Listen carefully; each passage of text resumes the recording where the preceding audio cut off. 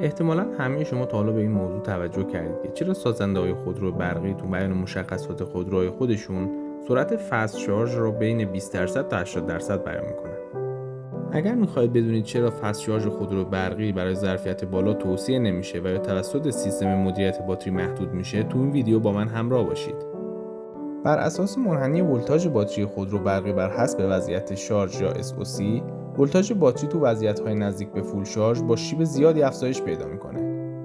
در نتیجه در صورت ادامه شارژ باتری با جریان بالا یا به اصطلاح فست شارژ، احتمال اضافه ولتاژ و آسیب باتری زیاده.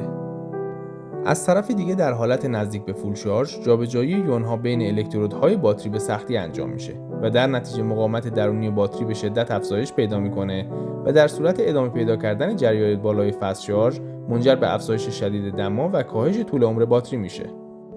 در نتیجه برای حفاظت از باتری در وضعیت‌های شارژ کامل یا SOC بالاتر از 80%، حتی اگر به شارژ فست متصل هم باشیم، سیستم مدیریت باتری یا BMS به شارژر فرمان میده و جریان شارژ را کاهش میده و اصطلاحاً مود شارژر از حالت کانستانت کارنت به حالت کانستانت ولتیج میره.